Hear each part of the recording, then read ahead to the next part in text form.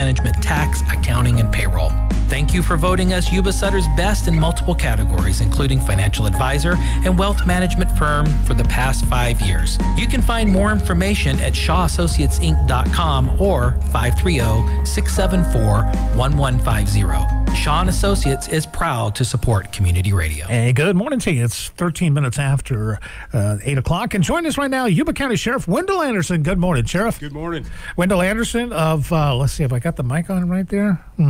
Say something. Good morning, everyone. There you go. There you go. Hey, Sheriff, welcome, by the way. Thank you. I want to thank you for supporting the telethon over the weekend. In fact, you brought in a check this morning to follow up on a donation. I want to thank you for that. Yeah, no problem. That was one that it was a promissory note that we had at the time. So that's $250 from our Canine Association. Sweet.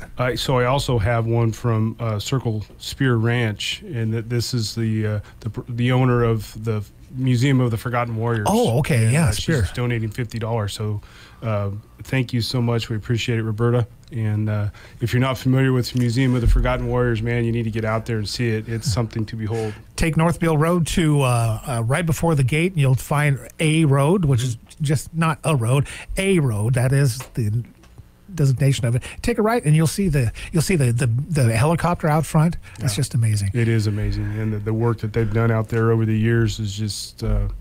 I agree. It needs to be recognized, and if you haven't seen it, you need to go out and visit. And to know that the man was not a veteran. Right. Yeah, but he was a military supporter. Yeah. Yeah. Hey, Sheriff, we're talking about our telethon we had over the weekend on Saturday, and right now we're a little over 13,000, so we're doing pretty good. And keep the lights on here at 93Q and help support and things. Talk about what we're going to be talking about this morning. I would like to kind of maybe put the focus on some de-escalation things that we can do as citizens. Sure. Where the first inclination is to call law enforcement over something that maybe doesn't need to be handled, or do you automatically call law enforcement because it might be a dangerous situation? For instance, a neighbor that has a loud stereo going late at night.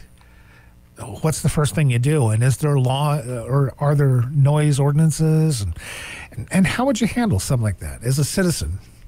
Well, I mean, obviously, you know your neighbors better than I do. So, this is kind of a general statement, but my first inclination would be to go and talk to your neighbor one-on-one basis. I think a lot of that is lost in our society today, and we don't have those engagements. Now, obviously, if you don't feel safe, call the sheriff's department, but if it were me and my music was too loud, I would hope that my neighbor would come over and ask me to turn it down or tell me that it's bothering them. And certainly being a good neighbor, I would comply with that now.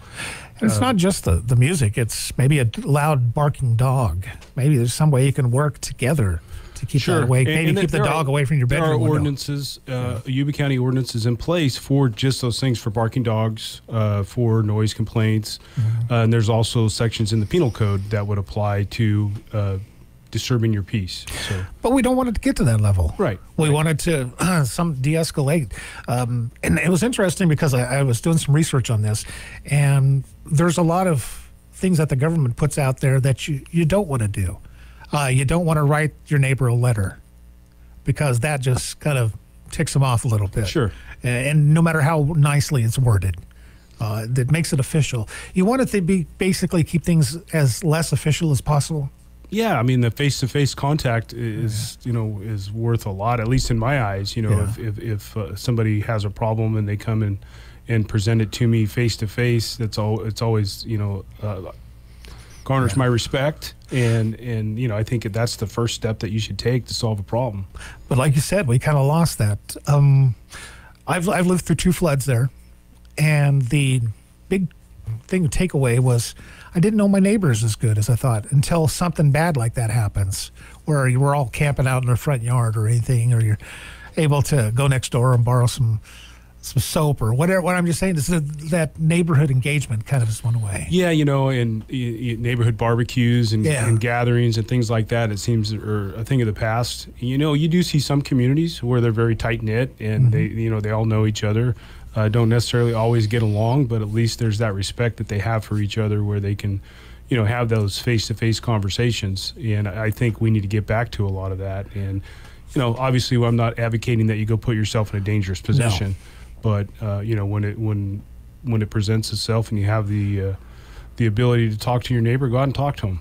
Is that what a neighborhood watch program kind of does? Brings people together, and is that in? Yeah, the neighborhood watch groups that we have are they're on both ends of the spectrum. Some of them are they're on paper and they have contacts, and many of them report directly to the sheriff's department. But there are some out there that are very close knit, and if there's something going on in their community, they're calling each other, they're getting each other on social media, and we've had some great examples of community policing that came from neighborhood watch groups. People calling the sheriff's department, reporting crimes in progress.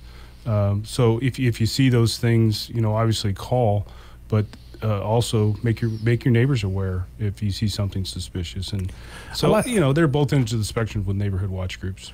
And there's community groups like the Plumas Lake.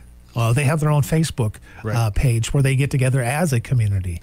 I'd like to see something like that, a Facebook page for Linda, maybe, or all of hers. Do you think something like that is beneficial? Absolutely. The Plumas Lake one is a great one. They're very tight knit, and they communicate with each other pretty frequently. Now there's also one, Browns Valley Loma Rica has one that is pretty active, and see them on Facebook quite a bit, getting information out. And when I go to my friend Carlos, he does jam sessions up there every once in a while on his in his garage, and it's nice to see the neighbors we had people across the street coming over just enjoying themselves, and it just took me back to a better time, I think it was. We visited with our neighbors, and we knew who they are. Yeah, and you mentioned the floods, and I was in the same boat as you in '86. And same boat. Yeah, I literally in '86 I went to my house in a boat I lived over in Linda, but I think it was a different time, different place then. I grew up, on J Street out in Linda, and the neighborhood kids, we had a daily baseball game, and we knew our neighbors. No, we didn't all get along all the time, but at least we knew who they were, and if a stranger came down the street, you were made aware of it, right? Mm-hmm. Let's talk about some of the nefarious things going on. Because people wearing masks. I see people wearing masks outdoors, and they're full-faced masks, and I'm thinking, that, if I was a police officer, that would be a clue to me. This person's trying to hide something, but you can't really use that in court these days, can you? Well, no, mask. You can't use it as probable cause. You can't use it in court, and you probably, we shouldn't use that. But you have, other indicators that. All dark clothing, a backpack, and some kind of stick hanging out the back of the backpack. Well, there are multiple scenarios that we could talk about. That talking about probable cause and reasonable suspicion. Well, what is probable cause, if you don't mind? Well, probable cause is something when a crime is afoot and you have probable cause to believe. Probable cause meaning something more than an ordinary suspicion or reasonable suspicion that would lead you to believe that person committed a crime. And it's not will commit a crime, but has committed one. Well, it could be committed a crime. So say if you see somebody who's casing, somebody who looks suspicious and had other indicators that they're maybe casing a store to rob it, obviously you have to be able to explain what you see at any given time, and that develops your probable cause. But we do, we have cases where people are casing joints. That's an old cop term, right? Casing the joint. Casing the joint.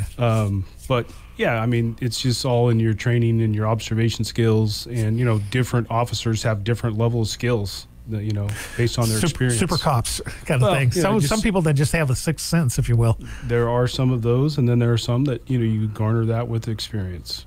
Oh, okay. Have we had any of the smash and grab things that we see in the news here locally? No. So we looking at the approaches from some of our district attorneys and people. I don't want to call them leaders, but people in leadership positions, and their approach to this. And we don't have that here. If you come and do a smash and grab here, you're going to be punished to the fullest extent of the law. And I think our district attorney is on board with that, or I know he is. Yeah. So we will not tolerate that. There are other crimes that are maybe applicable in those cases, and this isn't the jurisdiction where you want to come and do smash and grabs. No, we have our our thieves. Our retail theft is ongoing. Walmart gets hit pretty hard with that, but we've taken a pretty proactive approach, and we're going to prosecute them to the fullest extent of the law. And you all have your own parking spot out there. We do. So law enforcement, reserved for law enforcement, both sides. You mentioned the DA. What's the relationship you all have? Because we see in the news all the time, like down in Los Angeles, the sheriff down there is not getting along with Gascon, who is no, the I don't DA think anyone gets along with Gascon. But, no. So the relationship that we have is great. I stopped into Clint's office yesterday just to have a cup of coffee and see how he was doing, and I think that our thoughts on the punishment of crimes and the accountability are very consistent with each other. We're very fortunate here. We have a great relationship with the district attorney's office, with our probation department. I try to talk to Jim Arnold and Clint Curry as often as I can, and we're all kind of the same mindset when it comes to accountability and doing what we can do to deter crime in the county. So. These are all quality of life issues. Can we go into that area a little bit? Sure. Code enforcement. What's the status of that? Is there any changes on the horizon, or any more enforcement than has been? Or oh boy, so I can speak on. So as you know, I have 2 deputies assigned to code enforcement, and they are. They're busy every day. They're out enforcing blight issues and homeless encampments throughout the county. Right now, there's a big project going on down at Shanghai Bend on our side of the river, trying to get that cleaned up. There are camps all over down there along the river. It's actually in Sutter County, but it's on our side of the river, so it's a little bit of a unique problem. But Sutter County's being a good partner, and they're helping us clean it up. And my goal is to have the river bottoms free of debris and to be able to go fishing, and camping out of land. And you can camp down there. You encourage that, but because you're enjoying it, going fishing or whatever you happen to be doing, have a motorcycle down there. Right. These are things that it was designed for. And the more that we can get our the people to enjoy that property that we have down there, make it more enticing to them. I advocate to the county that we put some picnic tables in certain locations and porta potties and clear cut some underbrush, and it sounds like they're listening. We're looking at some things, and the more good concerned community citizens that we get down there in those places, the less likelihood you're going to see people dumping cars and dumping trash. And what about people that camp out on one person's property? What I mean is somebody that opens it up and they have 5 or 6 trailers there, and you know what they're doing. They're trading dope for whatever. Sure. Yeah, so that's an easy problem for us from law enforcement because it's a simple trespass. The problem that isn't always easy is getting the landowner to go along with us. That's what I mean. What if the landowner's the one doing it? Yeah, well, so there are other tacks that we can take, other approaches that we can take, but it's a longer process. And it involves code enforcement getting involved, and after the legal process of it seems like we have to send them multiple warnings, and then eventually we will do abatement, and that property owner will get a bill for that abatement. And if they don't pay it, obviously it goes to the point of being a lien on their property. So we've actually had tremendous success in the county with local landowners, and some of the things that they might not be aware of that's going on. Yeah, and we met quite some time ago with the Farm Bureau and talked about these issues, and actually invited a civil attorney to come in and to give them some advice. And one of our local attorneys, Mike Barrett, showed up there and had some great information for them. And I think that the partnership has been pretty good since then. There's still, there's a few problem areas that we're still trying to address, and the landowners are, for whatever reason, I can't imagine why, that they wouldn't go along with cleaning up their property.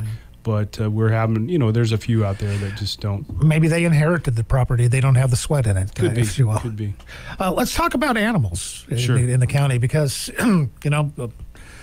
can we have cows in the city of Linda, or can we have? Yeah, I think you have to have. Can't do anything about chickens because they're everywhere. You have to have an acre, and I could be wrong. This is an ordinance I haven't read in a while. Yeah.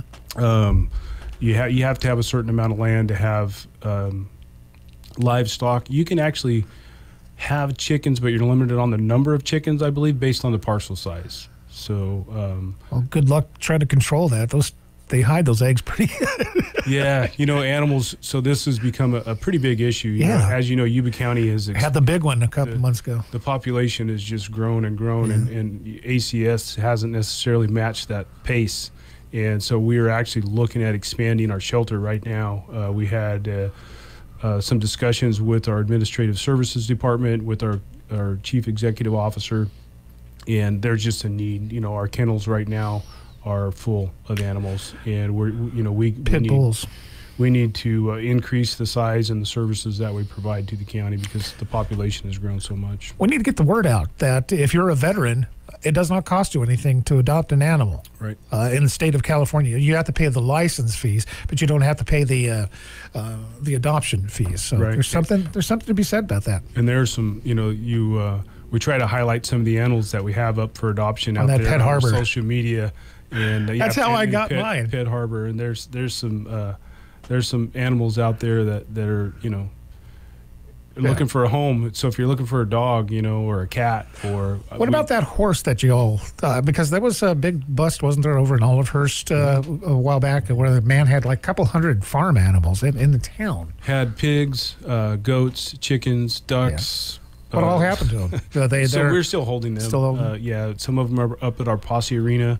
There were some cows, and I think that the majority of the sows that we took have given birth or are about to give birth. So we have a lot of pigs right now, and we're waiting for a legal. We have to hold these animals until there's some adjudication in court, or until we give a release from the courts. Well, thank goodness for the Yuba River Endowment there for cutting a check for the pins up there at the Posse Arena. That stuff's being put to use already. Yeah, if you drive by our Posse Arena now, you'll see that the livestock panels are all up, and I think we have a hay barn that's going up, and that was truly needed and appreciated. But during times of when we have evacuations, that place is full, and the men and women of the posse just do an outstanding job, as does our ACS with emergency placement for animals, and that's our go-to spot for livestock. Well, Sandy Lopez just chimed in and said, a dog will give you that unconditional love. And that is so true. The dog that we got from the animal control is 6 months today. 6 months ago today. Yeah. We brought this little Chihuahua home. And she has a backstory. Yeah. We were talking to the animal control person there. She said the dog was taken in a raid. And so who knows the level of stress and everything. This dog's had issues, like she'll stare at the TV even though the TV's not on, waiting for something, or stare at the window, looking for that person. That person might have had some trouble with the law, but that dog meant everything to them. Sure. And we're kind of carrying on, being caretakers of this little dog. Yeah. And Sandy's right. Hi, Sandy. The animals are, they give you that unconditional love. Every day, regardless of how bad my day was or what happened, I get home and my dog is there to greet me with a tail wagging. Right. That has to be something. Did you ever feel the need to be a canine officer? It's a lot of work. So I never did. I've trained a couple of hunting dogs. So I like to waterfowl hunt, and my last 2 dogs I've trained, and I do enjoy that. But I've never had. I don't want to say an interest in law enforcement, but I just never. I went different routes. I was SWAT and and detective and other things. So. Oh, let's talk about that. If I could, real quick. Your history in law enforcement. Mm-hmm. Just give us a rundown. Well, I started out as a reserve back in 1996. I went to, had a couple friends that worked for the sheriff's department that were reserves, and heard how much they enjoyed it. So I went to the police academy at Yuba College. I was working full time, and luckily they had the modular format of the academy, so that allowed me to work full time and then go to the academy at night. Yeah. So once I completed the first 2 levels of the academy, I got hired on as a reserve by Gary Tyndall at the time, and began my law enforcement career. I loved it as soon as I started, and so from the time I became a reserve until until I was hired full time. That was my main objective, was to get a law enforcement job. So I had to finish the academy. I started out went from a reserve. They hired me full time as a community service officer back in 1998. And from there, I think about 6 months later, I was promoted to deputy sheriff. I've held, the positions that I had there. I was a field training officer for years.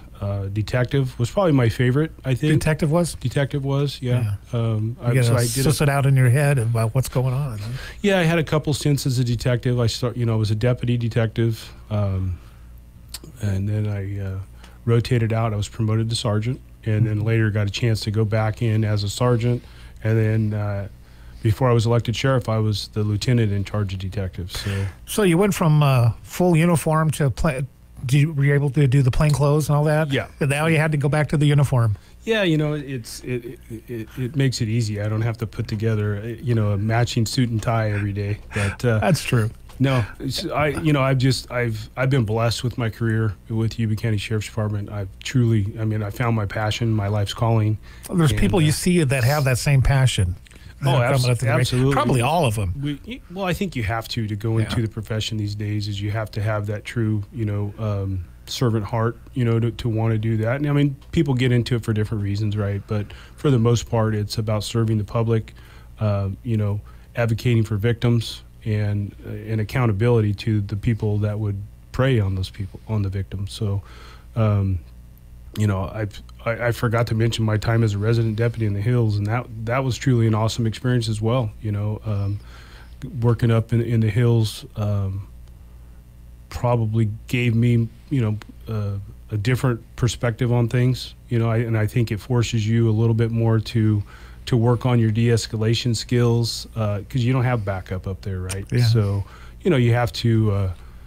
You have to be pretty well-rounded. But the people that I got to meet while I was working up in the hills, there was a group of I'll say, older gentlemen that would meet for coffee almost every day at a certain location in the hills. And I got to know some of those guys, stop in and have a cup of coffee. And, they were from different communities throughout the foothills. And I still, respect and value those relationships today. So, is it an elected position? Yes. So when's the next? It's actually coming up here in June. Oh, really? Mm-hmm. I think that's a testament to your leadership. I haven't heard anybody else running. So. Well, there's still a lot of time, so we'll see. But I hope that at least people know that I've given it my all. I don't want to make this a. No, it's not a campaign event, but it's worthy of note that here we've got an election coming up in 4 months, and didn't even know about it. So well, cool. And so that's another thing that I was hoping we could touch on a little bit is is the process, right? And not specifically for sheriff, but elected officials. And we're seeing it across the state, across the country, that there are people in positions of leadership that are not leaders, and that are not qualified. They're not only not qualified, but they're not doing their job. They're supposed to be the voice of the people that they represent. And so frequently we're seeing that, that they're just the Peter principle. Yeah, they're going against the voice of the people. Well, that's why you stand out, man. That's why when people do. Well, so look at those people you're voting for, and regardless of who you decide to vote for, accountability moving forward. We have people in Congress and other leadership roles. Yeah, legislative positions and leadership roles that have been there forever, and I think we've lost some accountability. So don't just vote for a guy because intelligently. Yeah, don't just vote for a guy because he doesn't send mean tweets. How about that? Yeah. Okay. Sheriff Wendell Anderson, Yuba County. Thank you very much, sir. You have a wonderful day. You too. This community interview is made possible by Shaw and Associates. I'm Dave Shaw, President and CEO of Shaw and Associates. For over 65 years, Shaw and Associates has been your trusted local expert for wealth management, tax, accounting, and payroll. Thank you for voting us Yuba Sutter's best in multiple categories, including financial advisor and wealth management firm for the past 5 years. You can find more information at shawassociatesinc.com or 530-674-1150. Shaw & Associates is proud to support community radio.